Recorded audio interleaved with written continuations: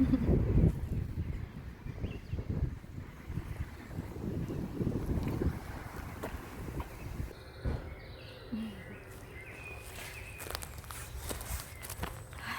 е 7 април и излезнахме малко да се поразходим.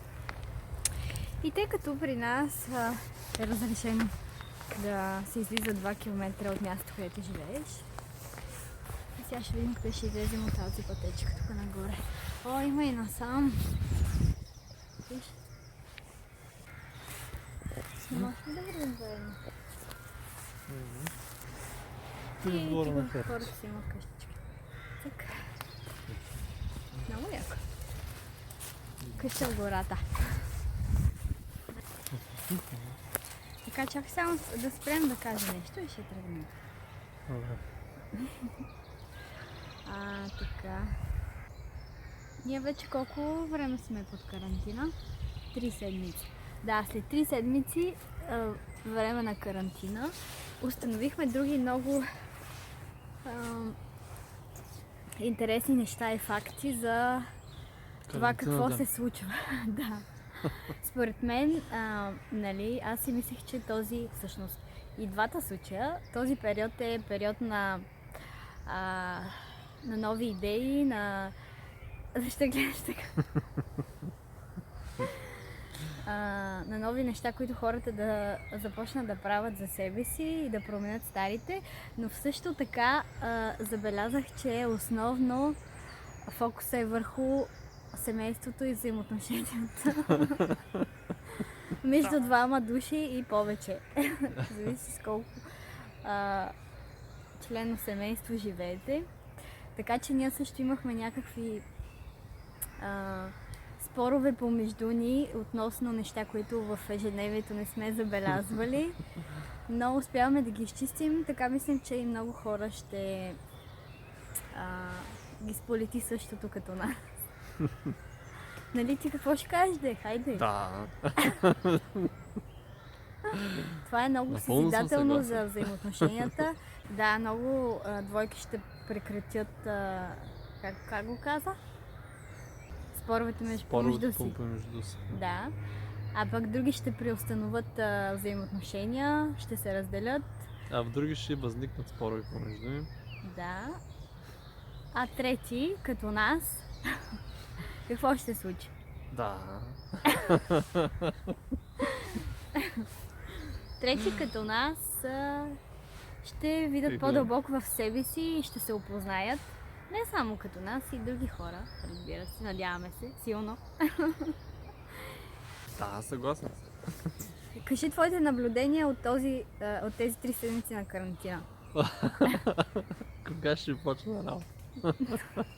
Той е един от хората, които реват да работят. Аз въобще не. Но това е друга история. Да се фокусираме върху взаимоотношението, защото сега е пълнолуние в Везни. Днес в 5 часа рано морнинг настъпи пълнолунието в Везни, което е много по-късно за взаимоотношенията между хората и ще има много конфликти, много така дори и подмолни приказки, защото манипулативни, да, защото астрологически защото Везната е една си има причина. Манипулативна личност. Но това да така по-скоро да ви насочва на кое трябва да обърнете внимание и кое не чак толкова внимание да му отдавате, нали така? Да. Ти си много така пресен и достоен пример днес. Ние минахме през това нещо, затова компетентно говорим вече, нали? Везната ли е ведомо? Не на такова. Има си други фактори, не е изцяло Везната, но Везната накланя двете крайности и казва, трябва да намерите баланс и хармонията помежду ви. И ние също. Те другите просто сочат към нас.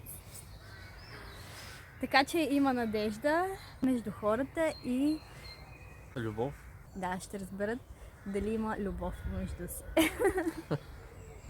Това е важно. Любовта е важно правило в едни взаимоотношения. Нали така? Има ли любов между нас? Да.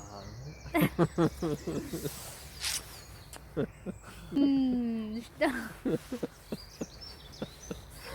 Добре, хайде малко да повървим. Ха-ха.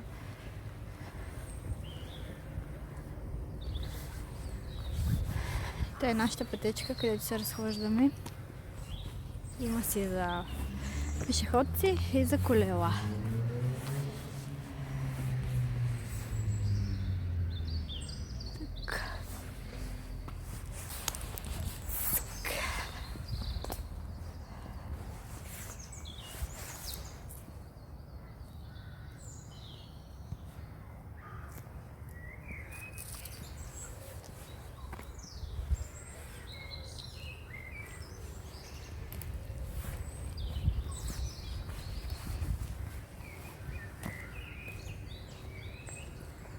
О, искаш ли да минем тук да видим какво има?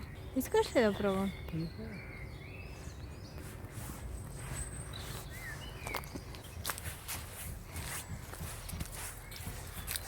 Ой, но там също има пътечка. Добре, ела малко е тук да видим. Какво е това?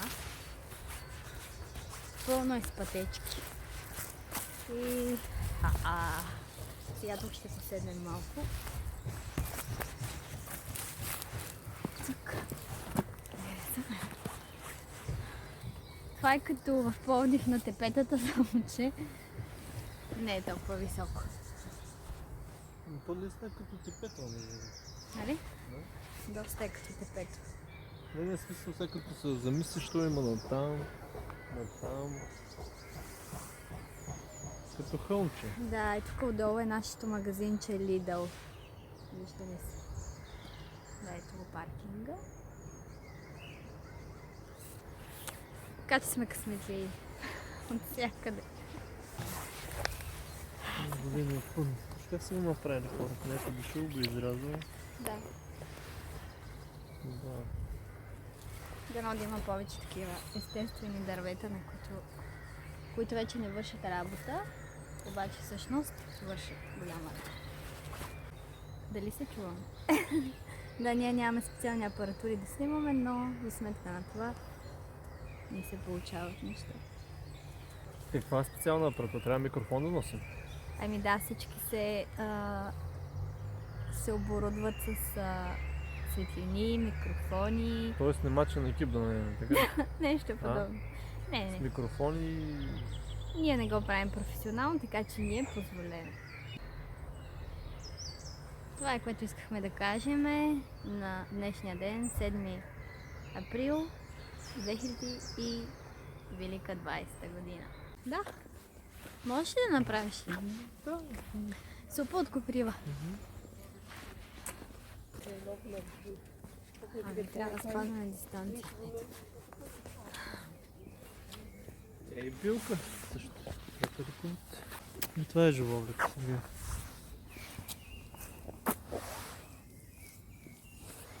А то за какво помага? Това е за... Примерно, ако имаш рана, после широколист. Ето го. Ето широколист. Ако имаш рана, слагаш си и тя издърпа... Това всичко е живоглед, виж. Да, издърпа таковата. Тук е много живо, добро. Издърпа... гнойта. Възпалението от организма. Ето това е гохарч. Това е... Да, гохарчето го знам. То също се използва. Да. И гохарчето се използва като цяло. И листата му се използва за почистване на черна вече.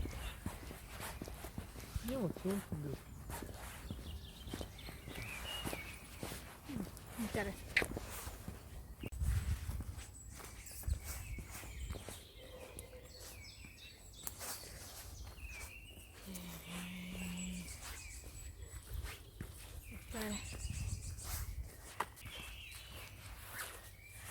Супер. Много яко местенце. За първи път го откриваме, нали? Супер. Тук са си палили огън. Виж, има дъх. Върховно е.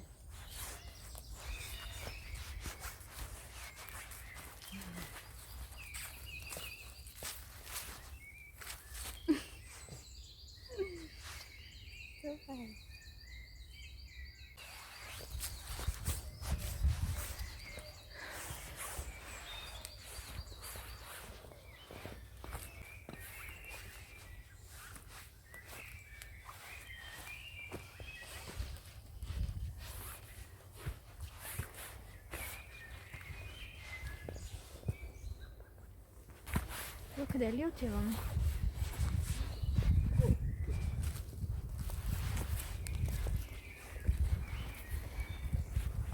Стигнахме до някаква ограда. О, това може би е онзи път, който минава само че от другата страна. Сещаш ли се? Където стигаме до него и се връщаме от тук. Миналия път, където минахме. И е върха, а това е път през гората.